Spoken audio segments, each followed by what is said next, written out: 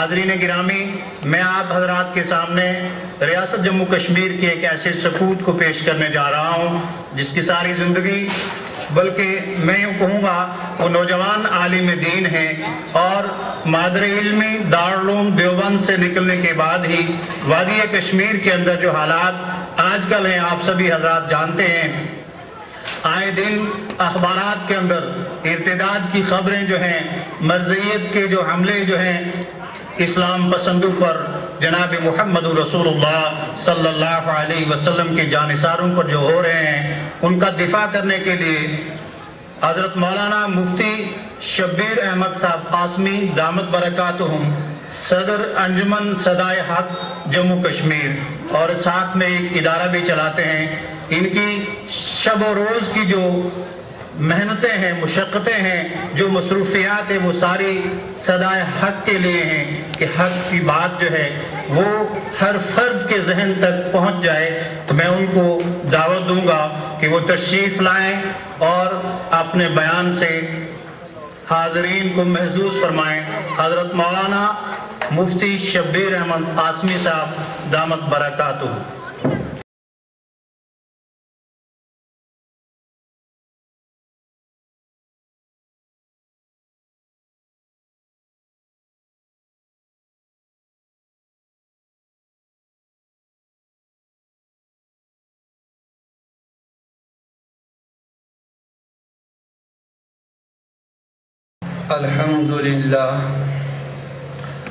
الحمد لله نحمده ونستعينه ونستغفره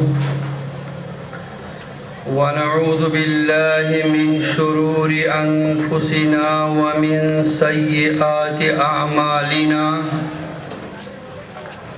من يهده الله فلا مضل له ومن يضلله فلا هادي له،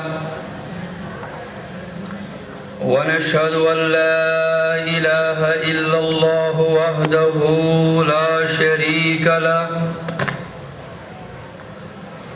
ونشهد أن سيدنا ومولانا محمدًا عبده ورسوله. أما بعد، قال الله تعالى في القرآن المجيد والفرقان الحميد: فأعوذ بالله من الشيطان الرجيم، بسم الله الرحمن الرحيم. ما آتاكم الرسول فخذوه وما نهاكم عنه فانتهوا. وقال في موضع آخر: أعوذ بالله من الشيطان الرجيم، إن الذين يؤذون الله ورسوله لعنهم الله في الدنيا والآخرة وأعد لهم عذابا مهينا. آمنت بالله صدق الله العظيم. قال النبي صلى الله تعالى عليه وسلم: تركت فيكم أمرين لن تضلوا ما تمسكتم بهما، كتاب الله وسنة رسوله. وقال رسول الله صلى الله تعالى عليه وسلم: من أحيا سنتي عند فساد أمتي فله أجر 100 شهيد. وقال: من أحب سنتي فقد أحبني ومن أحبني كان معي في الجنة. صدق رسوله النبي الكريم. اللهم صل على محمد وعلى آل محمد كما صليت على إبراهيم وعلى آل إبراهيم إنك حميد مجيد. اللهم بارك على محمد وعلى آل محمد كما باركت على إبراهيم وعلى آل إبراهيم إنك حميد مجيد.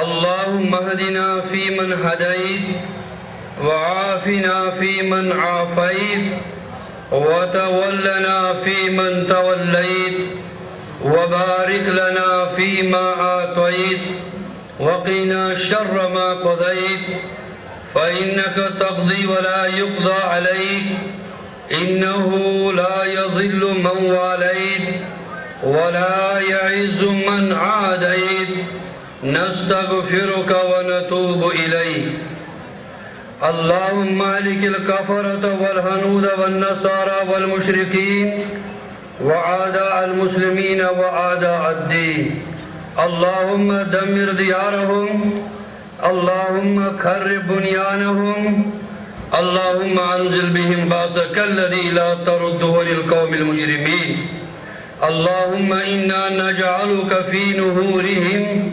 ونعوذ بك من شرورهم اللهم انصر من نصر دين محمد صلى الله عليه وسلم واجعلنا منهم واخذل من خذل دين محمد صلى الله تعالى عليه وسلم ولا تجعلنا منهم رب اشرح لي صدري ويسر لي أمري واحلل عقدة من لساني يفقهوا قولي واحلل عقدة من لساني يفقهوا قولي رب زدني علما یا رب العالمین.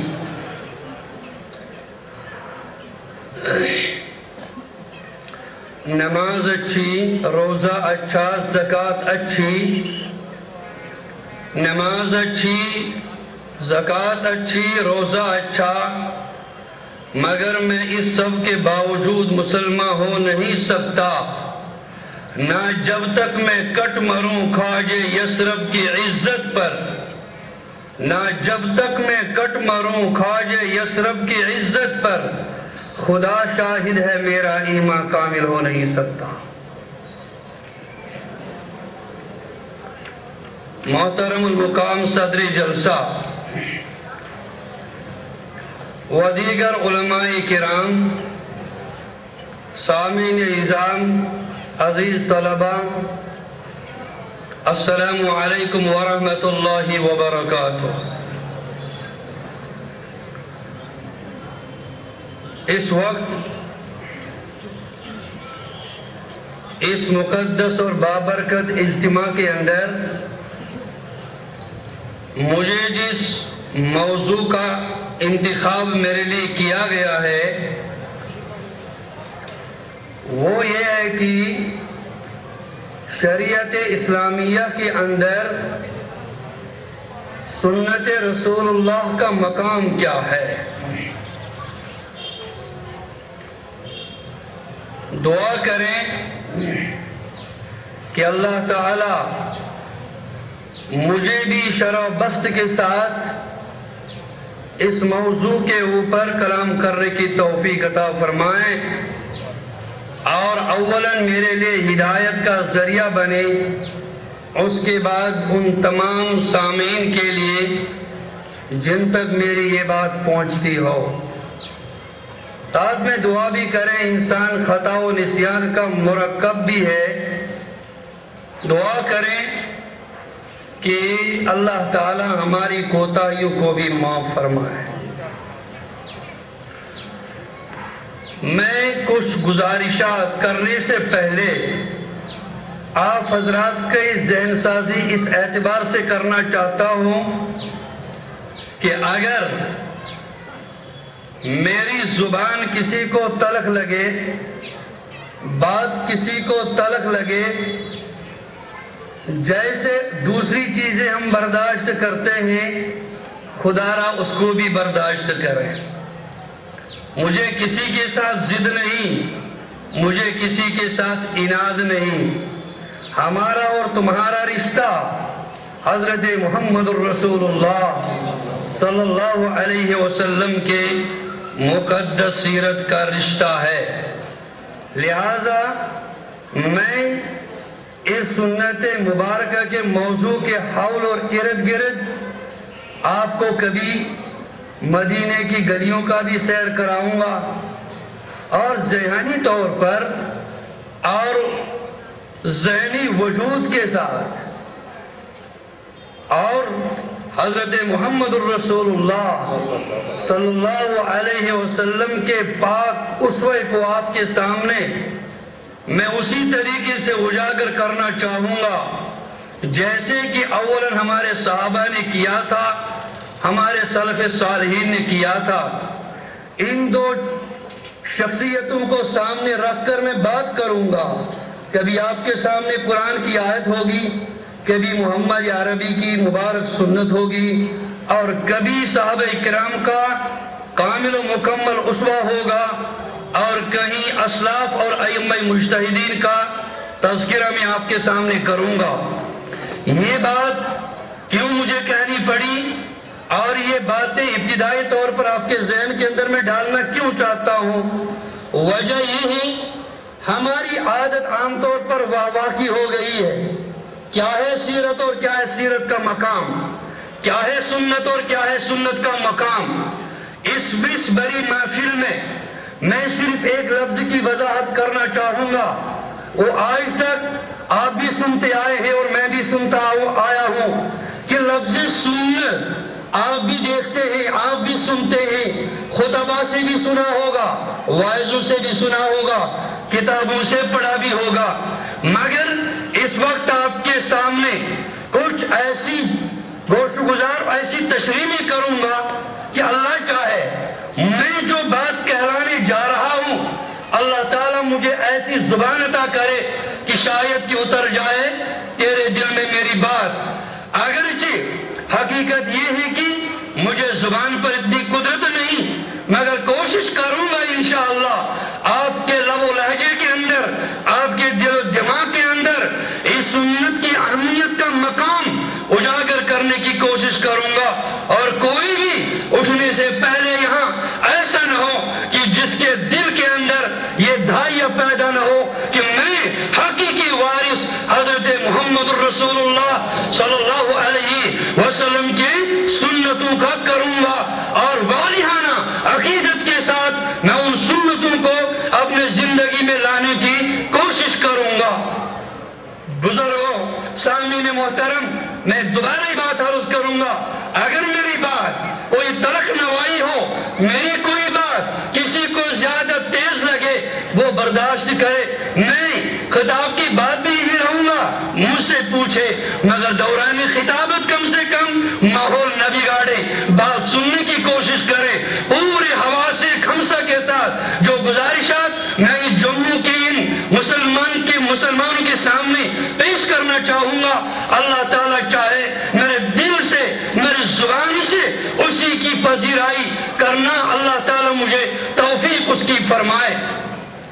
میں نے آپ کے سامنے قرآن پاک کی ایک آیت مقدسہ آپ کے سامنے تلاوت کی ہے، وہ یہ ہے کہ مَا آتَاكُمُ الرَّسُولُ فَخُذُوهُ وَمَا نَهَاكُمْ عَنْهُ فَانْتَهُوا، کہ حضرت اللہ جل مجدہ و جل علا جب قرآن پاک نازل ہوا حضرت محمد رسول اللہ صلی اللہ علیہ وسلم پر، یہ قرآن پاک کا نازل ہونا رسول اللہ صلی اللہ علیہ وسلم پر یہ الفاظ اور نقوش تھے، اور اس کی پوری تفسیر حضرت محمد رسول اللہ صلی اللہ تعالی علیہ وسلم کی پاک زندگی ہے، جہاں اللہ تعالیٰ کے ان احکام کو جو اللہ تعالیٰ نے ہم پر فرض کیے ہیں اور ساتھ میں رسول اللہ صلی اللہ علیہ وسلم کا طریقہ رہا ہے، تو ان دونوں کا سمبند اور ان دونوں کی آپس میں کون سے ریلیشن ہے،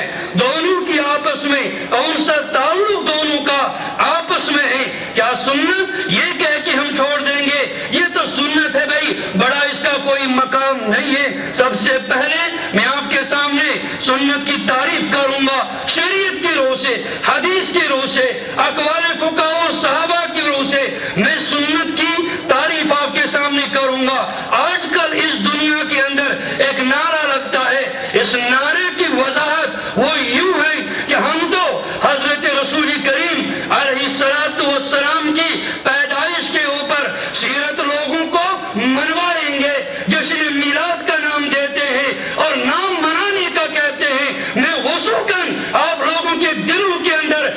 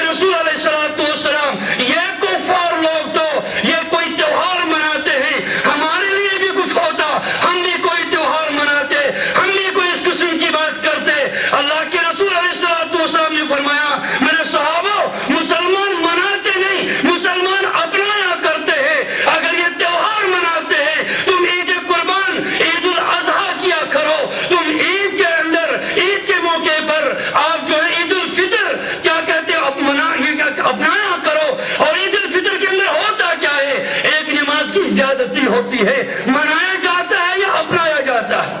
ارے اپنایا جاتا ہے۔ عید قربان کے موقع پہ قربانی کروائی جاتی ہے یا منائی جاتی ہے؟ ارے اپنائی جاتی ہے۔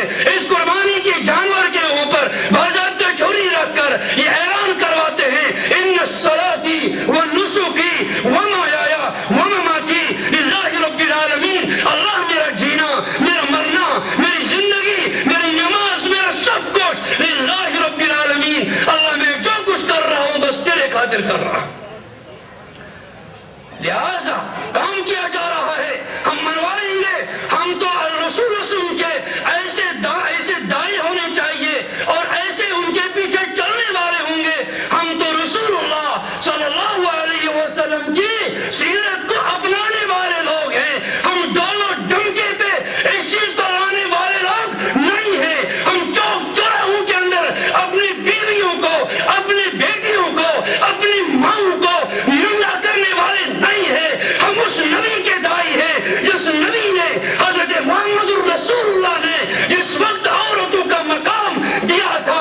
ہمارے حاجی صاحب خوب جانتے ہیں، جو حاجی صاحب ہمارے حج کرنے کے لیے جاتے ہیں، جاؤ پوچھو ان لوگوں سے، کہو کہ اگر تم نے حج کرنا ہے، حج کے اندر طواف کتنے ہوتے ہیں؟ ارے چکر کتنے لگاتے ہو؟ کہتے ہیں 7 لگاتے ہیں۔ ہم کہتے ہیں ایک ہی طرح لگاتے ہو یا کوئی فرق ہے؟ کہہ رہے نہیں فرق ہے، ہم کہہ رہے ہیں کہ 300 تو ایسے ہوتے ہیں، چوتھے میں رمل ہوتا ہے۔ ہم کہتے ہیں رمل کیا ہوتا ہے؟ کہہ رہے سینہ تان کیا ہوتے ہیں، اپنی بازو کو گرانا ہوتا ہے، تھوڑی سی تیزی کے ساتھ چلنا ہوتا ہے۔ کہا کہ جب عورتیں بھی آئیں گی کیا عورتیں بھی ایسے چلیں گی یا رسول اللہ؟ کہا کہ نہیں نہیں نہیں نہیں، عورت تو مستور ہے، عورت تو حجاب کے اندر رکھنے والی چیز ہے، عورت تو پردے کے اندر رکھنے والی چیز ہے۔ یہ چوک چوراہے کے اندر اس کے عزت کا نیام کرنے کا نام نہیں میرے دوستو۔ حضرت رسول اللہ صلی اللہ علیہ وسلم نے فرمایا، ہاں عورتیں بھی جب چلیں گی تو رمل مت کرنا، عورتیں جب چلیں گی تیز مت چلنا، کہیں اس کی بناوٹ کا اظہار نہ ہو۔ یہ حج کا موقع میرے دوستو، آگے تھوڑا سا بڑھو۔ ہم نے کہا اگر ہماری عورت نماز پڑھے گی کیسی پڑھے گی؟ نماز میں تکبیر کرے گی، فرض نماز میں؟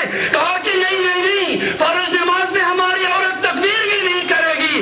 ہم نے کہا کیوں نہیں کرے گی؟ کہا کہ اس وجہ سے عورت کی آواز تو فتنہ ہے، عورت کی آواز تو ستر ہے، لہذا زور سے اللہ اکبر بھی مت کرنا۔ مجھے کہو میلاد کا جشن منانے والوں، یہ دلیل تم کہاں سے پیش کرتے ہو؟ ہماری عورت چوراہے پہ نکلے گی اور نبی کے نام پر درود زور سے پڑے گی۔ اگر یہی دین ہے، اگر یہی چلت فرد ہے، اگر یہی طریقہ ہے آپ کے اور میرے نبی کا، کوئی روایت ایسی پیش کرو۔ ہم کہتے ہیں کہ نہ، محمد عربی علیہ السلام نے کبھی بھی اگر چاہا ہے کہا کہ کوئی عورت نماز پڑھے گی اور زور سے اللہ اکبر نہیں کرے گی۔ یہ کلمہ زور اللہ اکبر دکھی کیسی؟ فرمو کہ اس کی آواز تو ستر ہے۔ اچھا بھائی تلاوت زور سے کر سکتی ہے؟ کہا کہ اگر یہ خاتون نماز پڑھنا ہے، اگر یہ عورتوں کو نماز پڑھائے گی تو سب کے اندر رہے گی، امام سب کے اندر کروا دے گی، تلاوت زور سے کرے گی۔ کہا کہ تلاوت سے زور سے کرنے کی اجازت نہیں ہے۔ جب زور سے کرنے کی اجازت نہیں، مجھے کہو صلاۃ و سلام پڑھنے کی راستہ چوراہے پہ اجازت ہے؟ ارے مجھے بتاؤ، اگر اللہ کے رسول صلی اللہ علیہ وسلم نے اس طریقے پر منع اور روک لیا ہے، اس کو دین کہا ہے، اس کی خلاف ورزی کر دی جائے گی، کیا اس کے خلاف بولنا یہ فتنہ ہے؟ کیا اس کے خلاف بولنا اسلام کی بغاوت ہے؟ میں عرض کرنے جا رہا تھا کہ میں ایک سوال مقدر کا جواب دینا چاہتا ہوں کہ سیرت اپنا منائی نہیں جاتی میرے دوستو۔ سیرت کیا کیا جاتا ہے؟ یہ تو اپنائی جاتی ہے، سیرت کو اپنی زندگی میں لایا جاتا ہے۔ اچھا جی میرے دوستو، ذرا ذہن رکھ لینا، وقت بہت کم ہے۔ میں نے کہا کہ آپ کو میں ایسی باتیں کہوں گا، رونگٹے شاید آپ کے کھڑے ہو جائیں گے، مگر برداشت کر لینا۔ کیوں؟ جب جس طریقے سے محمد عربی کے دین کے اندر ڈاکہ زنی کر دی جائے گی، یہ نام نہاد ڈاکو ڈاکہ زنی کرنے کی کوشش کریں گے، امت کے سپاہیوں کا کام یہ ہے، یہ ڈاکوں کے ہاتھوں کو توڑ دیں گے، ان کے پاؤں کو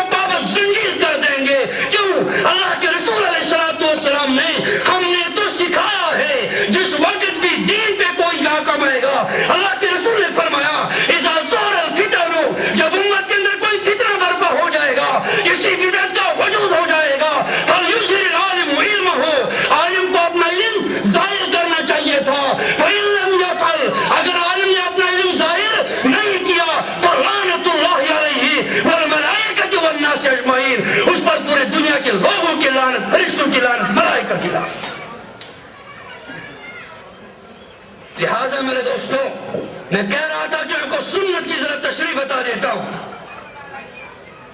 کہ سنت نام کس کا ہے. بعض لوگوں کے ذہنوں میں بات یہ آتی ہے پیغمبر نے جو کیا سنت ہے, پیغمبر نے جو کھایا سنت ہے, پیغمبر جیسے چلے تو سنت ہے. عام طور پر ایسے خود کاشت مولا جو اس طریقے پہ تشریح کرتے ہیں, میں کہہ رہا ہوں کہ غلط ہے. کیوں؟ اس لیے کہ سنت اگر اسی چیز کا نام ہے جو کچھ پیغمبر نے کیا سنت ہے, جو کچھ پیغمبر نے چلا جیسے سنت ہے. مجھے کہو پیغمبر کی سیرت آپ حضرات کے سامنے ہے, پیغمبر صلی اللہ علیہ وسلم نے کتنے نکاح کیے؟ ارے 4 سے زیادہ کیے یا 4 سے کم کیے؟ 4 سے زیادہ کیے ہیں. قرآن بتا دیتا ہے فَإِن طَابَ لَكُمْ, جو تمہیں اچھی عورت لگے گی دین کے اعتبار سے کیا کر لینا تو آپ نکاح کر لیجئے گا. مثنیٰ وثلاث ہوگا, 2 کر سکتے ہیں, 3 کر سکتے ہیں, 4 کر سکتے ہیں. یعنی ایک عقد میں انسان کتنے نکاح کر سکتا ہے؟ ارے 4 بیوی کو رکھ سکتا ہے نا. پیغمبر نے کتنے رکھے ہیں؟ علی اختلاف الروایات, کبھی 8, کبھی 9, کبھی 13, کبھی 11. اگر پیغمبر صلی اللہ علیہ وسلم نے 13 نکاح کیے ہیں تو کتنے سنت ہے؟ ارے اگر یہی تعریف ہے جو کچھ پیغمبر نے کیا وہ سنت ہے, پیغمبر نے نکاح کتنے کیے ہیں؟ ارے 13 اگر کیے ہیں, 11 اگر کیے ہیں, کر کے دکھاؤ, ہم بھی دیکھتے ہیں تم مسلمان رہتے ہو کہ نہیں رہتے ہو. تمام دنیا کے مفتی جمع ہو جائیں گے کہ جو شخص بھی 4 سے زیادہ نکاح ایک عقد میں رکھے گا وہ کافر ہو جائے گا. اگر پیغمبر کی ہر بات سنت ہے, اگر پیغمبر کا ہر عمل سنت ہے, تو کہو پیغمبر علیہ السلام نے اس طریقے پر اتنے نکاح کیے مگر امت کو اس کی اجازت نہیں ہے. مجھے بتاؤ 4 سنت ہے یا 4 سے زیادہ سنت ہوئی؟ ہم نے تعریف کی تھی سنت اس کو کہتے ہیں جو پیغمبر نے کیا ہے, سنت وہی. ہم نے کہہ دیا 4 سے زیادہ نکاح کیے, کر کے دکھاؤ. کہا کہ نہیں کریں گے. ہم نے سنت تو یہی ہے بھائی, کر لو نا. اچھا تھوڑی سی کہا کہ مولوی صاحب کو شاید ایک ہی مثال یاد ہے, دوسری بھی سنو.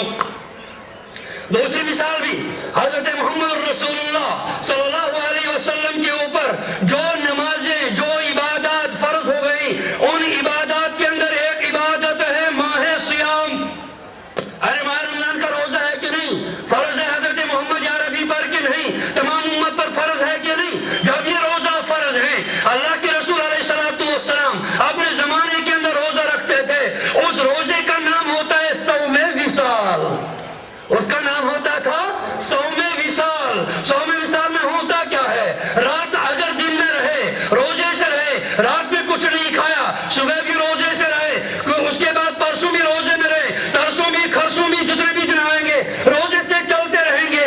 اس کا نام صوم وصال ہوتا تھا. درمیان میں افطار نہیں ہوتا تھا. مجھے بتاؤ اگر ہم ایسا کریں گے, ہم بتا دیتے اللہ کے رسول علیہ السلام نے فرمایا افطار کا موقع آئے گا, جو ہی میری امت خیر پر رہے گی, جب تک افطار میں جلدی کرے گی اور سحری کے اندر تاخیر کرے گی, اور افطار کے اندر جلدی کرنے کا مطلب یہ ہوتا ہے یہ نہیں کہ 5 منٹ پہلے کرو, بلکہ جو ہی وقت ہو جائے گا اختیار کر لینا. کیوں؟ اس لیے کہ شیعہ لوگ جو ہے وہ تو اشتقاق النجوم, اور جس وقت کیا کہتے ہیں یہ تھوڑی سی اندھیرا ہو جاتا ہے, سو یہ تاریخ جو ہے نظر آنے لگتے ہیں, اس کے بعد وہ اختیار کرتے ہیں. اللہ کے رسول نے فرمایا ایسا نہیں کچھ کرنا, جو ہی ہو جائے گا اسی وقت افطار کر لینا جب تک میری امت خیر پر رہے گی. کوئی اختیار کرنا میرے نبی کی سنت ہے نا, مگر خود اللہ کے رسول نے کون سا روزہ رکھا؟ صوم وصال رکھا ہے. اٹھاؤ کوئی سنت پر شیدائی, کوئی سنت کا پیروکار, بخاری کا حافظ اور مسلم کا دیوانہ, ذرا کھڑا ہو کر مجھے بتائے کہ یہ بات جو ہے یہ نبی پاک علیہ السلام نے گرچہ روزہ رکھا ہے, اگر امت بھی رکھنا چاہے رکھ سکتا ہے؟ کہہ رہے نہیں رکھ سکتا ہے. ہم نے کہا پیغمبر نے تو رکھا ہے, تم کیوں نہیں رکھتے ہو؟ کہا کہ نہیں بھائی ہمیں اجازت نہیں ہے. ہم نے کہا اپنی تو تعریف کی تھی نا, جو پیغمبر کرے گا وہ سنت ہے, جو پیغمبر کرے گا وہ سنت ہے, اسی کو سنت کہتے. ہم نے کہہ دیا کہ نہ یہاں بھی تیری بات نہیں چلی. اب کس جگہ چلے گی؟ ہم آپ کو بتا دیتے ہیں سنت کی تعریف اگر ہمیں اصول کیا کہتے ہیں حدیث سے دیکھنا ہو، ہمیں حدیث کی کتابوں میں دیکھنا ہو، کہا کہ سنت تو وہ ہے جو پیغمبر خود کرے گا، اور پیغمبر کے ساتھ اگر اس عمل کے اندر صحابہ بھی شریک ہوں تو سنت کہلائے گا، اگر صحابہ شریک نہ ہوں تو سنت نہیں کہا جائے گا۔ یعنی ہم صرف مانیں گے قرآن میں آئے حدیث آئے ترکت فیکم امرین لن تضلوا ما تمسکتم بہما کتاب اللہ و سنت رسولہ۔ اللہ کے رسول نے فرمایا فرمایا کہ میں تمہیں دو چیزیں چھوڑ کے جا رہا ہوں، ایک ہے کتاب اللہ، اور دوسرا کیا کہا؟ وہ سنت الرسول ہی، یا کہا وہ حدیثی کہا؟ نہیں بھائی حدیثی نہیں کہا، کیوں؟ صحابہ شامل کرنے تھے، ابو بکر کو شامل کرنا تھا، عمر کو شامل کرنا تھا، حضرت علی کو شامل کرنا تھا، حضرت عثمان غنی کو شامل کرنا تھا، دوسرے کیا کہتے ہیں اصحاب کرام کو شامل کرنا تھا۔ کہا کہ ترکت فیکم امرین لن تضلوا ما تمسکتم بہما کتاب اللہ، ایک تو کتاب اللہ چھوڑ کے جا رہا ہوں، اور دوسری بات وہ سنتی، اور میں اپنی سنت چھوڑ کے جا رہا ہوں۔ پیغمبر تیری سنت کیا ہے؟ فرمایا سنت تو یہ ہے جو میرا کام ہو، دیکھنا اس کام میں میرا ابو بکر بھی ساتھ دیتا ہے کہ نہیں، اگر ابو بکر کا ساتھ ہو کہہ دینا کہ سنت ہے، اگر عمر کا ساتھ ہو کہہ دینا کہ سنت ہے، اگر کیا کہتے عثمان کا ساتھ ہو کہہ دینا کہ سنت ہے۔ کبھی ان صحابہ کی جانب بدعت کی نسبت مت کرنا، کیوں؟ علیکم بسنتی و سنت الخلفاء الراشدین المہدیین، کہا گیا کہ میری سنت کو اپنانا اور میرے صحابہ کی اور خلفاء الراشدین کی سنت کو بھی اپنانا۔ سنت کس کو کہیں گے؟ اب سنت اسے کہیں گے جو پیغمبر نے کیا، پیغمبر کے کرنے کے ساتھ ساتھ اس کے ساتھ کون ہے؟ ابو بکر صدیق اور صحابہ کرام بھی ہے۔ یہی تو ہے سنت کی حقیقی تعریف۔ اب بتاؤ جہاں قرآن معتبر، جہاں نبی کی ذات معتبر، اور وہی ہے حضرات صحابہ بھی معتبر ہو گئے، اس لیے کہ صحابہ کے بنا ہم کوئی بات سمجھ نہیں سکتے، صحابہ کے بنا ہم کوئی قرآن کی آیت پڑھ نہیں سکتے، اس لیے کہ اللہ کے رسول علیہ الصلوۃ والسلام نے فرمایا کہ سنتی و سنت الخلفاء الراشدین المہدیین، یا جس بات پہ پیغمبر چلے اور ساتھ حضرات خلفاء راشدین بھی جس بات پر چلیں گے تو اس چیز کو سنت کہہ لینا۔ ہم نہیں دیں گے، ہم نے کہا کیوں نہیں دو گے؟ کہا کہ پیغمبر نے نہیں دی ہے، ہم نے کہا جو پیغمبر نے کیا وہ بدعت ہے، کہا کہ ہاں دوسری اذان تو بدعت ہے، ہم نے کہا تم تو بدعت کہو، ہم نبی کی سنت پر چلنے والے لوگ ہیں۔ ہم نے کہا کس نے دوسری اذان دی ہے؟ کہا کہ ابو بکر صدیق نے کیا؟ فرمایا حضرت عثمان نے دی ہے۔ ہم نے کہا کون عثمان؟ کہہ رہے ہیں کہ عثمان ہے نا عثمان۔ ہم نے کہا تمہیں عثمان کا تعارف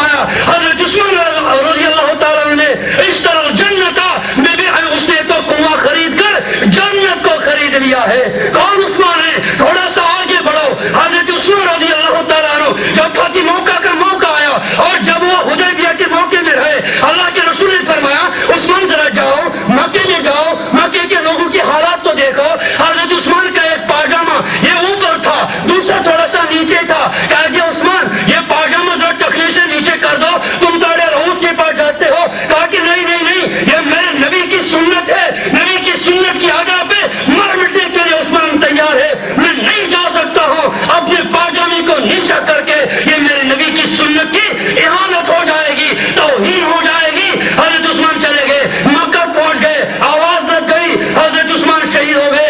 اللہ کے رسول نے فرمایا اور میرے 1400 صحابیوں آؤ میری ہاتھ پر بیعت کر دو، اس لیے کہ خون عثمان کا بدلہ ہمیں کفار سے لینا ہے۔ انہوں نے حضرت عثمان کو شہید کیا ہے۔ آواز پھیل گئی تھی، جامع آواز آ گئی، بیعت رضوان ہو گئی۔ اللہ نے آیت قرآن پاک میں بیان کر دی، لقد رضی اللہ عن المؤمنین اذ یبایعونک تحت الشجرہ، یعنی لوگوں کی تمام گناہیں معاف ہو گئی ایسے لوگوں کی جنہوں نے حضرت عثمان کے خون پر بیعت کی ہو۔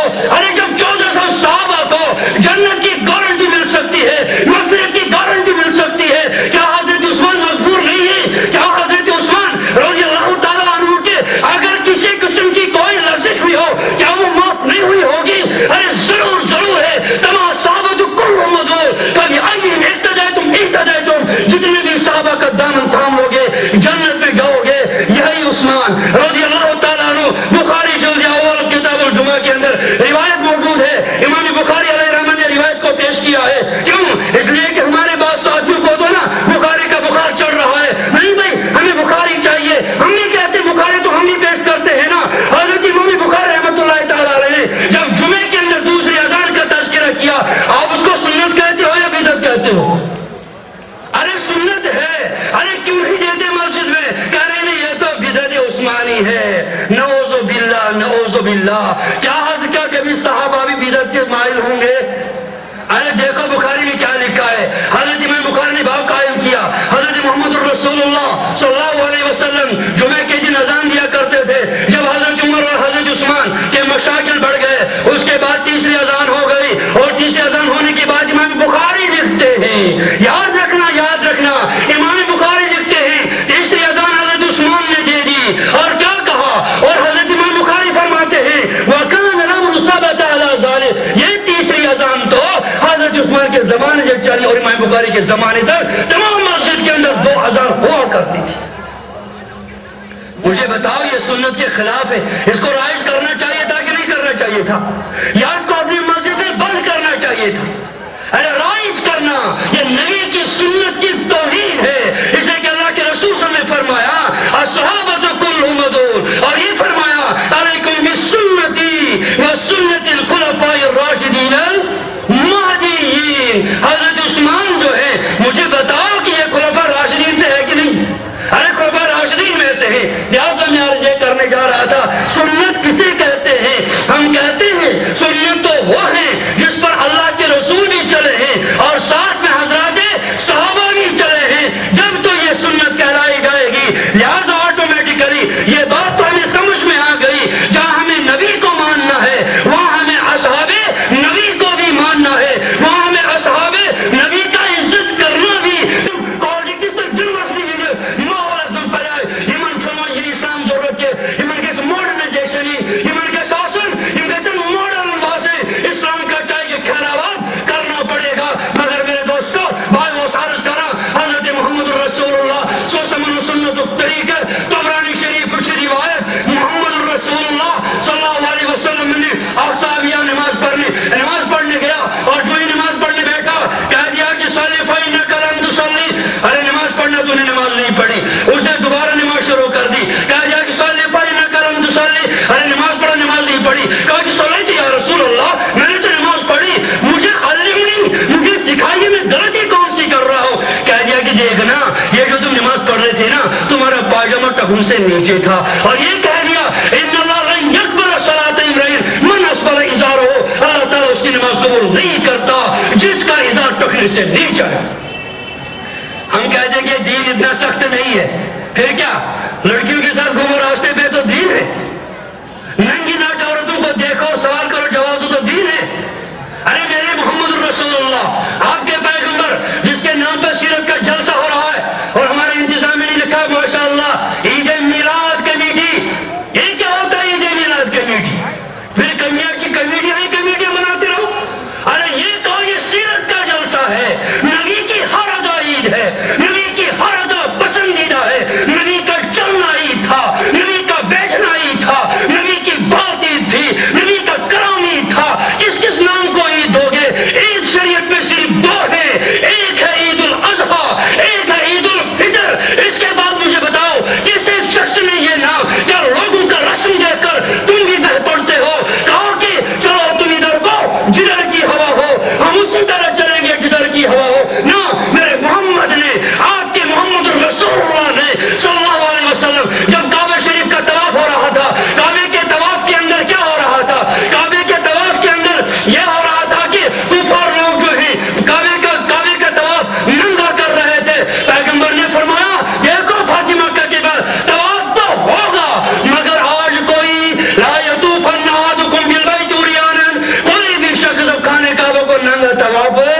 نہیں کرے گا، آنا ہے تو لباس پہن کے آنا ہے۔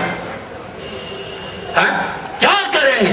ہم سیرت کا جلسہ رکھیں گے، اس لیے کہ رسول اللہ صلی اللہ علیہ وسلم کا طریقے کا۔ بعض لوگ کہتے ہیں ایک ڈول ڈم کے باہر لے جا کر پاگلوں کی طرح گھومتے پھرتے ہیں، کہہ رہے اصل میں ابو لہب بھی ہے نا، جب اس نے سنا تھا کہ پیدا ہو گئے اس نے اپنی لوڈی کو آزاد کر دیا، اب اس نے خوشی کر دی، ہم بھی خوشی کرتے چوراہوں پر آتے۔ یہ کس کی سنت ہو گئی؟ ارے مسلمان کی یا ابو لہب کی؟ ابو لہب کہاں ہے، جہنم میں یا جنت میں؟ ارے ہم ایسی خوشی منائیں گے جیسے ہمارے صحابہ نے کیا تھا، جیسے صحابہ حضرت خباب بن الارت نے کیا تھا۔ یہ سویاں کھانا تو آسان ہے، حلوہ پینا آسان ہے، اور دوسری چیزیں بٹورنا آسان ہے۔ ہاں بات اگر ہے، اگر سیرت تو سمجھی تھی، وہ سمجھی تھی حضرت خباب بن الارت رضی اللہ تعالیٰ عنہ نے کافروں نے پکڑ لیا خباب بن الارت کو، کہا دیا کہ خباب دیکھنا پیغمبر کا طریقہ بنایا ہے، شیوا بنایا ہے پیغمبر کا؟ کہہ دیا کہ ہاں پیغمبر کا شیوا بنایا ہے۔ کہا کہ ایک کام کرو، تیری جان بچے گی، ایک داڑھی کا ایک بال کاٹ دینا۔ گرچہ مصیبت میں کر جو خبری کمیٹی جماعت یہ تھی اخبار شاسن سیرت کمیٹی زیرت مجھن کنی بجھت پر ریشو واو کیا آسن کیا کرنے جا رہے ہو؟ کہ سیرت کا جلسہ کرنے جا رہے، عید میلاد کرنے جا رہے، یہی یہ میرے نبی کی سنت طریقہ ہے؟ ارے نہیں میرے دوستو، حضرت محمد رسول اللہ صلی اللہ تعالیٰ علیہ وسلم نے یہ صحابی جب تخت دار پر پہنچا، ادھر سے تو پھانسی لگنے کو تیار ہے، ہماری طرح تمہاری طرح ہوتا مائیگریٹ ہو جاتا ہے، اور باضابطہ مائیگریشن پر نوکریاں بھی ملتی، کہتے کسی کو مت کہنا، کسی کو مت کہنا، کب تو ہو گئے ہیں مائیگریٹ، جموں آج کر جو ہے اور بنائی یہاں کی نوکری بھی واپس کشمیر چلا گیا۔ مجھے دوست یہ بات بتانی تھی، حضرت خباب بن الارت پہنچ گئے کہاں؟ یہ پہنچ گئے باضابطہ تخت دار پر، کہہ دیا ایک بال کاٹو، ایک بال، تمہیں تو چھوڑ دیا جائے گا۔ کہہ دیا خباب نے میری لاکھ زندگیاں ہو وہ محمد عربی کے سنت پر قربان۔ اور ایک عربی شاعر نے کیا خوب کہا ہے، کہا کہ فرست اباری حین اقتل مسلمن علی ای جنب فی اللہ مسرعی۔ کہہ دیا کہ میرے ظالموں جھاگروں، اگر محمد عربی کے پائے مبارک کے اندر پیر کانٹا بھی چبھے، ابو حضرتی کیا کہتے ہیں، حضرت خباب اپنی آنکھوں کے پتلیوں سے نکالے گا۔ یہ سمجھ لینا، ہاں اگر تخت دار پر مجھے پھانسی دی گئی، اگر میں مر گیا، شہید ہو گیا، پھر میں دائیں پہلو پر لیٹوں یا بھائی، شرط یہ ہے کہ میں محمد عربی کا دیوانہ ہو کے مر جاؤں گا، سنت لے کے مر جاؤں گا۔ یہ میرے نبی کی سنت کا وہ مقام تھا جو حضرات صحابہ کرام رضوان اللہ تعالیٰ علیہم اجمعین کے اندر تھا۔ لہذا کسی شخص کو یہ شوق نہ ہو جائے شاید کہ یہ لوگ عید میلاد منانے آئے نہیں آئے، میں ان کے ذہنوں سے یہ خط نکال دینا چاہتا ہوں، ہم منانے نہیں آئے، مناتے ڈول ڈمکے کے ساتھ ہے، ہمارے ساتھ کوئی ڈول ڈمکا نہیں ہے۔ چوراہوں پر یہ کرنا، کپڑے باندھنا اور ہوا مال باندھنا، اسے دین آتا ہے؟ دین آتا ہے تو تخت دار پہ حضرت خباب کی طرح جان دینے سے آتا ہے، یہ آسان ہوتا ہے۔ لہذا میرے دوستو وہ نہیں کرنا ہے جو ہمارے محمد الرسول اللہ صلی اللہ علیہ وسلم نے کیا، لہذا نام بدل دینا چاہیے۔ اگر ہمیں پروگرام ہے تو کس کا پروگرام ہے؟ نبی کی سنت کا پروگرام ہے، سیرت رسول کا پروگرام ہے، تاکہ ہمارے دل کے اندر سیرت کی عظمت آ جائے۔ لہذا یہ لفظ صحیح نہیں، اس کی اصلاح کی ضرورت ہے۔ خاص کر میں مفتی صاحب سے عرض کرتا ہوں اور یہاں کی انتظامیہ سے عرض کرتا ہوں، امام ابو حنیفہ علیہ رحمۃ سے بڑھ کر بھی کوئی فقیہ گزرا ہے؟ ارے امام شافعی سے پوچھو، اس نے کہا تمام فقہا تو امام ابو حنیفہ کے سامنے تو بچے تھے، امام ابو حنیفہ کے عیال تھے، امام باقر بہت بڑے آدمی تھے، اس کے بعد امام ابو حنیفہ چلے گئے، کہہ دیا، اور امام ابو حنیفہ نے سلام کیا، سلام کرنے کے بعد امام باقر نے جواب نہیں دیا، کہا کہ اب لگتے ہو ناراض ہو گئے، جواب کیوں نہیں دیتے ہو؟ کہہ رہے جواب اس وجہ سے دیتا ہوں، تم قیاس پر جو ہے غلبہ دیتے ہو، قرآن و حدیث کو چھوڑ دیتے ہو، آپ کو سنت کی اہمیت نہیں، آپ کو قرآن اور حدیث کی اہمیت نہیں۔ امام ابو حنیفہ نے فرمایا میں نے کبھی قیاس کو ترجیح نہیں دی اور حدیث کو چھوڑا۔ کہا اچھا ایک بات بتاؤ، مجھے یہ بتاؤ کہ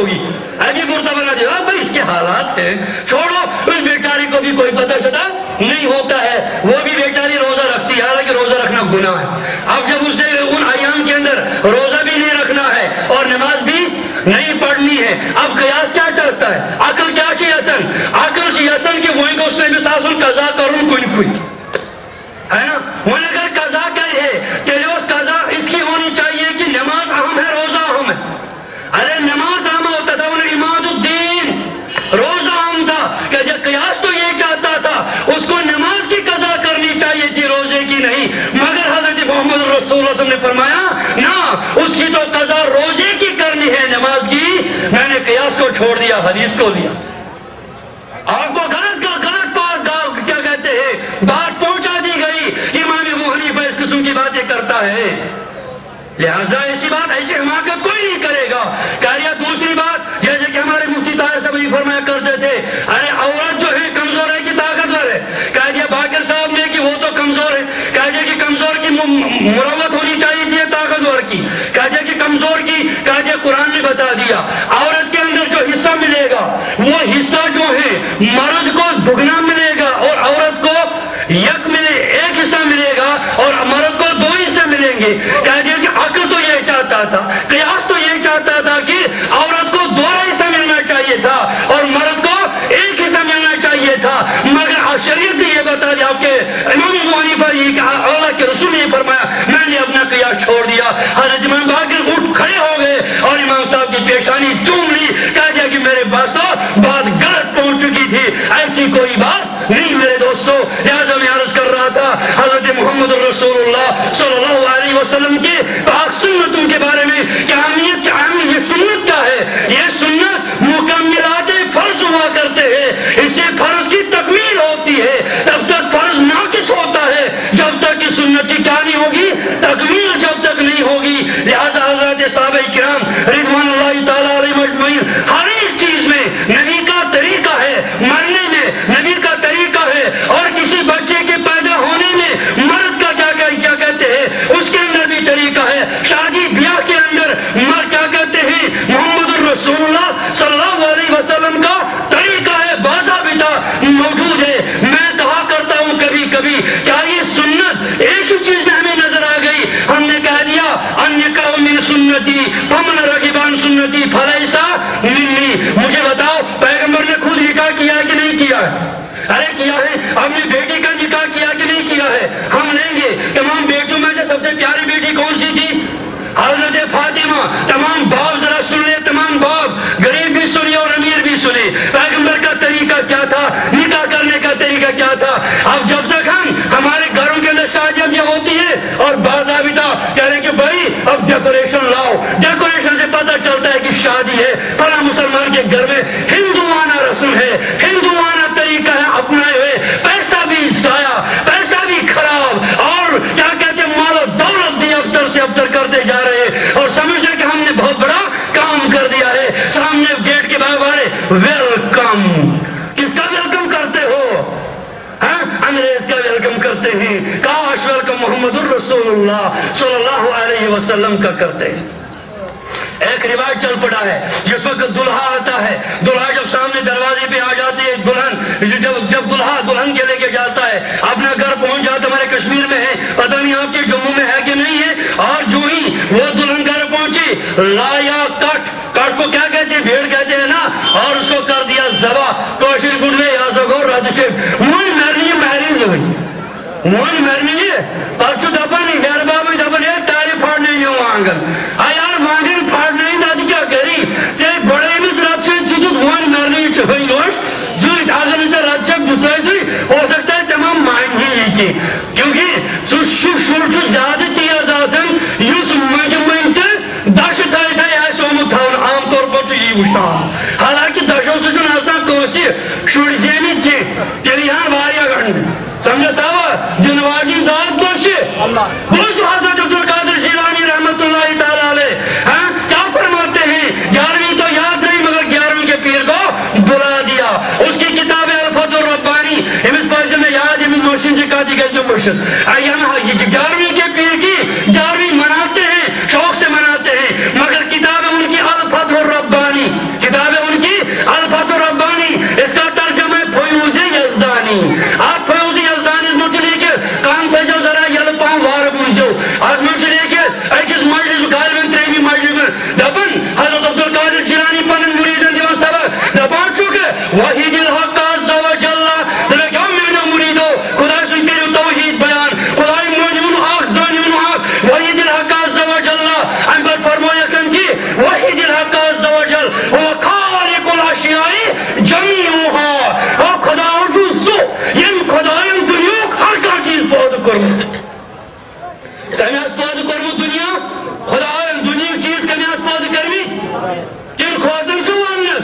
خداین پاد کرنی دبن خبر پدماسن بولرمی اس کے بعد ہو سکتا ہے کہ یہ تو کسی نے کیا اللہ تعالیٰ نے کسی کو خزانے کی چابی دے دی ہو، جیسے مفتی صاحب کی جگہ جائیں گے اور طاہر صاحب سے بتائیں گے کہ میرے کمرے کی چابی لے لینا، اور کوئی آئے گا تو اس کو میرا کمپیوٹر سے فلاں چیز نکال کے دے دینا. خدا کو اس چیز کی ضرورت ہے؟ ارے کشمیری نے تو بڑا نام دیا ہے حضرت شاہ ہمدان کا، کیوں؟ اپنے پیٹ کے واسطے. اگر ورنہ حقیقی طور پر شاہ ہمدان کو سمجھ لیتے، اس نے کہا میرا خدا تو وہ ہے مدبر بلا وزیر، یہ میرا خدا تو وہ ہے جس کو کسی وزیر پذیر کی ضرورت نہیں ہے. وہ تو واضح طور پر حضرت شاہ ہمدان اس اوراد فتح میں فرماتے ہیں لیس کمثلہ شیء ولیس لہ ضد ولا ند ولا شبہ ولا شریک. واضح طور پر خدا کا جیسا نہیں ہے کوئی. یہ کچھ فرماوا حضرت شاہ ہمدان اچھ زبان اس قدمانوی کوشت دیلتی آدھست حمد شاہی میمج فرق یتن خلل یقین اسمال لیس کمثلہ شیء واللہ السمیع العلیم. لہذا میرے دوستو میں ذرا دور چلا گیا کیونکہ عقیدے کی بات ہے، بتانی ضرور ہے. میں عرض کر رہا تھا حضرت شیخ عبدالقادر جیلانی کی، آپ نے بزرگوں کو سنا ہے، بزرگوں کو پڑھا نہیں ہے. آج تہیہ کرو کہ انشاءاللہ ہم بزرگوں کو اپنے آنکھوں سے پڑھیں گے انشاءاللہ. ارے پڑھیں گے کہ نہیں پڑھیں گے؟ یہ کتاب سبھی لاؤ گے نا الفاتح ربانی، میرا کوئی کتب خانہ نہیں آپ کہو گے یہ تو کیا کہتے اشتہار کرنے آیا ہے. میرے پاس کوئی کتاب بیچنے کے لیے نہیں ہے، میں کتاب کا حوالہ تمہیں پیش کرتا ہوں. اس میں کیا بتایا گیا؟ وحید الحق عز و جل هو خالق الاشیاء جمیعا. ارے خدا تو وہ ہے جس کے ہاتھ میں سب کچھ ہے، جو تمام چیزوں کا بنانے والا ہے. وَبِيَدِهِ الْأَشْيَاءُ جَمِيعُهَا، اور خدا کے ہی دست قدرت میں سب کچھ ہے. يَتَصَرَّفُ كَيْفَ يَشَاءُ، وہ جیسے کسی چیز کو پھیرنا چاہتا ہے پھیر لیتا ہے. جن گوپی سکھڑیا کا تالاب کس مقدمس ہے، آج میں یہ کام کروں گا کہ نہیں کروں گا؟ ارے خدا ایسا نہیں ہے. اس کے بعد کیا فرماتے ہیں؟ یہ ذرا سن لینا یہ جملہ. کاش کاش عبدالقادر جیلانی رحمت اللہ تعالیٰ آپ اس وقت زندہ ہمارے سامنے ہوتے، مجھے نہیں لگتا کہ ہمارے چہرے کی طرف کسی ایک کے دیکھتے. کیا فرمایا؟ فرمایا یا طالب الاشیاء من غیرہ. کیا زبان ہے! فرمایا کہ خدا کے سوا کسی اور شخص سے مانگنے والے، خدا کے علاوہ کسی چیز سے فریاد رسی کرنے والے، کیا کہا؟ یا طالب الاشیاء من غیرہ ما انت عاقل، تو عقل مند نہیں ہے، بے وقوف ہے. ما انت عاقل. کرواؤ مفتی صاحب سے ترجمہ، اگر میں غلط کروں گا ڈائری پہ لکھ کے رکھو. 10 سال کے بعد بھی میری یہ بات غلط نکلی، کہتے ہیں مولوی تو غلط کہتا، مگر مرنے کے بعد پھر کوئی واپس نہیں آتا. وہاں جب نام عمل بند ہو جائے گا، کل انسان الزمنا طائرہ فی عنقہ ونخرج له یوم القیامت کتاب یلقاہ منشورا. خدا فرمائے گا اللہ اقرأ کتابک کفی بنفسک اليوم حسیبا. کیا فرمایا؟ واضح طور پر فرمایا کہ یا طالب الاشیاء من غیرہ، اے خدا کے علاوہ کسی سے مانگنے والے، کیا مانتا عقل، تو عقل مند نہیں ہے. ارے کیوں نہیں عقل مند ہوں؟ خدا ان کو دیتا ہے ہم کو دیتے ہیں. کہہ رہے کہ نہیں خدا اتنا کمزور نہیں ہے، اس کو یاد نہیں رہے گا. خدا ایسا نہیں کہ جس کو یاد نہیں رہے گا، اس کو سب کچھ یاد رہتا. لہذا فرمایا کہ یا طالب الاشیاء من غیرہ ما انت عاقل هل من شیء لیس فی خزائن اللہ عز و جل. فرماتے کیا کوئی ایسی چیز ہے جو اللہ کے خزانے میں نہیں ہے؟ اور کیسے سمجھائیں گے اس کے علاوہ؟ فرماتے کہ لیس شیء فی خزائن اللہ عز و جل، کیا کوئی چیز ہے جو اللہ کے خزانے میں نہیں ہے؟ الا قرأت القرآن، کیا آپ نے قرآن نہیں پڑھا؟ قرآن نے کیا لکھا ہے؟ وَإِن مِّن شَيْءٍ إِلَّا عِندَنَا خَزَائِنُهُ. اللہ فرماتے ہیں دنیا کی کوئی بھی چیز کا خزانہ نہیں جو جس کا خزانہ ہمارے پاس موجود نہیں ہے. میں کر رہا تھا عرض کس کی بات؟ مہر نیز بات. اب جو لے جاتے ہیں مہرین کو واپس دلہن کو لے جاتے ہیں، کاٹ کو ذبح کرتے ہیں. امام ابو حنیفہ فرماتے ہیں یہ کاٹ جو ذبح کر دیا نا، یہ تو سور سے بھی بدتر حرام جانور. یتنا رات چھے پیزوانن چھلی یہ کھانا جائز نہیں ہے اور اس کا ذبح کرنا بھی جائز نہیں ہے. کیا یہ سنت نہیں؟ یہی نکاح کیا تھا حضرت محمد رسول اللہ. ارے سنت پر بات کرنی ہے نا, کس ایک چیز پر میں بات سنت کی کروں گا. حضرت محمد رسول اللہ صلی اللہ علیہ وسلم نے اپنی چہیتی بیٹی کا نکاح کیا حضرت فاطمہ کا. کس کے ساتھ نکاح ہوا؟ حضرت علی کرم اللہ تعالی وجہ کے ساتھ نکاح ہو گیا. مجھے بتاؤ, مجھے نوجوانوں یہ کہو, آج سیرت کے جلسے کے اندر ہم یہ بات یہ کہہ کے جائیں گے, سمجھ کے جائیں گے, ہم ایسے ہی نکاح کریں گے جیسے کہ ہمارے نبی نے نکاح کرنے کا حکم دیا. کریں گے انشاءاللہ, مگر تھوڑا سا سخت ہے, مگر برداشت کریں گے. اس لیے کہ اللہ کے نے فرمایا من آیا سنتی اند فساد امتی فلو اجد بید شہید. جو ایک سنت کو زندہ کرے گا جبکہ سنت مٹ چکے ہوں, اس کو 100 شہید کا درجہ ملے گا. کتنا ملے گا؟ 100 شہید کا درجہ ملے گا. حضرت علی رضی اللہ تعالیٰ عنہ, مجھے بتاؤ دلہا بنے؟ ارے بنے, مالا والا ڈال دیا, سینٹرو لے آئے, سکارپیو لے آئے, لے آئے, مجھے بتاؤ کسی روایت میں ہے؟ اس میں دیندار بھی بے دین بھی پھنسے ہیں. بھائی جب نکلا دلہا تو ایسا لگتا ہے کہ کوئی چیف منسٹر جا رہا ہے. 20 30 40 گاڑیاں کہاں جا رہے ہو بھائی؟ کہ لڑکی والوں کے لوٹ مچانے جا رہے ہیں. یہ ڈاکو جا رہا ہے, یہ تھوڑی دور جا رہا, یہ ڈاکو ہے ڈاکو. ارے جو کسی کا مال ہڑپ کرنے کا وہ ڈاکو نہیں ہے. ارے ڈاکو چور کی 2 قسمیں ہوتی ہے. ایک وہ چور ہوتا ہے جو مال چرا کے لیتا ہے, یعنی اس کو مال کو پتہ نہیں ہوتا ہے جسے چوری کے لیتا ہے, جس کو یہ سمجھ کے سامنے سے اس کو بتا کے میں تیری چوری کروں گا, ہاتھ سے چھین کے لے گا, اس کو ڈاکو کہتے ہیں. کیا کہتے ہیں؟ لہٰذا ہمارے دلہا نہیں ہے, بلکہ یہ دلہا کی شکل میں تو ڈاکو اور رہزن ہے. کیوں؟ تو ادھر ادھر کی بات نہ کر, یہ بتا کہ یہ قافلہ کیوں رکا. تو ادھر ادھر کی بات نہ کر, یہ بتا کہ یہ قافلہ کیوں لٹا. مجھے رہزنوں سے گلا نہیں, تیری رہبری کا سوال ہے. کیا وجہ؟ حضرت محمد رسول اللہ, کیا اس کی بیٹی سے بڑھ کر بھی کوئی دلہن بن سکتی ہے؟ ارے حضرت علی سے بڑھ کر کوئی دلہا بھی بن سکتا ہے؟ کون بن سکتا ہے؟ ارے کوئی افضلیت کا دعویٰ کرے گا کافر ہے. جیسے کہ مرزا قادیانی ہے, اس نے بھی ہزاروں دعویٰ کر دیے. ایک کہہ دیا کہ میری تو 3 لاکھ معجزات ہیں اور پیغمبر کے کئی ہزار معجزات تھے. علماء نے کہہ دیا کہ یہ خناس کافر ہو گیا. سمجھ آ رہی بات؟ اور جو افضلیت ہے فَسَيِّدَةُ النِّسَاءِ أَهْلِ الْجَنَّةِ, جنتیوں کی سردار عورت کون؟ ارے حضرت فاطمہ. یہ کردار فاطمہ کا دوستو زندہ کرنا, مگر یہ فاطمہ نہیں نکلے گی آکسفورڈ سے, یہ نہیں نکلے گی کامبرج اور دوسرے یونیورسٹیوں سے. ہاں, اگر یہ نکلے گی تو محمد عربی کی درسگاہ سے نکلے گی. سمجھ میں آئی بات؟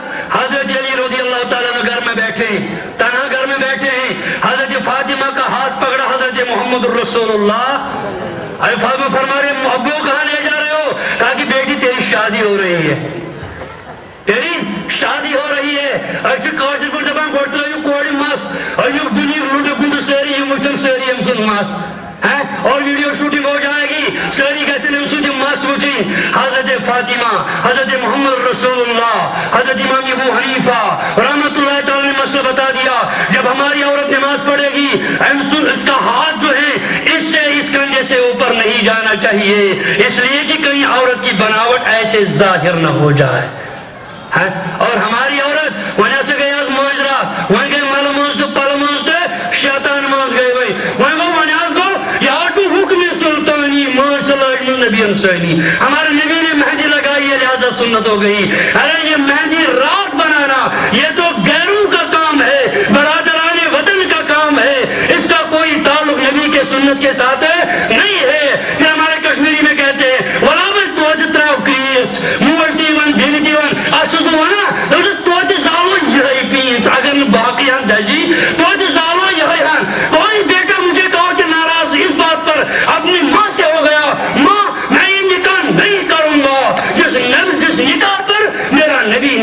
ہو سکتا. ارے کرو گے ایسے مہندی رات میرے نوجوانوں جنہوں نے آج تک یہ نکاح نہیں کیا ہے یا اگر جن کا کوئی دوسرا کا بھی ارادہ ہے, ایسے بھی لوگ تو ہیں ماشاءاللہ. اگر ایسے بھی ہیں کوئی تو بات تو یہ ہے کوئی بھی آج سے یہ مہندی رات منائے گا, کیوں ہم کہیں گے کہ یہ میرے نبی کے خلاف ہے. باضابطہ روایت موجود ہے مشکات شریف میں, پیغمبر کے پاس ایک ہجڑا آ گیا. ہجڑا جانتے ہو نا, جو ہمارے شادی میں آتے اور گاتے ہیں وہ ماشاءاللہ, وہاں بیٹھتے ہیں اور گانا گاتے ہیں. امام حضرت محمد رسول اللہ صلی اللہ علیہ وسلم کے پاس آ گئے. پردہ پیغمبر کے پاس ہوتا تھا, پردہ کہیں کوئی غیر محرم عورت آ جائے گی. ایک دفعہ میں خاتون لکھوں سے ننگے جواب دی, بناؤں مسلمان آؤ پہلے اپنا ایمان تو بچاؤ. اپنی کشتی ڈوب رہی ہے اور دوسرے کی کشتی کو بچانے لگے ہیں. اس جیسا دنیا کے اندر مجنون کون ہے؟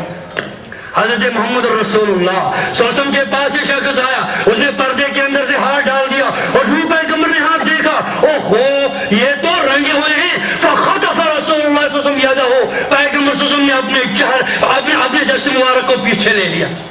یہ نہیں کہا کہ یہ رنگین ہاتھ ہے, ہاتھ میں ہاتھ دے دے جیسے ہمارے نوجوان آج غلط ماحول میں چل کر باطل نے ان کو بات اپنا اہلکار بنا رکھا.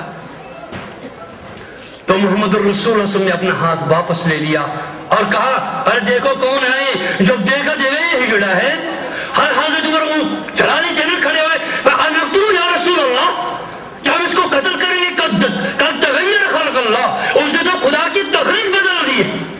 کیا کیا تھا؟ قد خضب یدیہ ورجلیہ, اس نے مہندی لگا دی تھی پاؤں میں بھی اور ہاتھوں میں بھی. اللہ کے رسول نے فرمایا نہیں بھائی اس کو ملک سے ملک بدل کر دو. کہاں کر دو؟ ملک.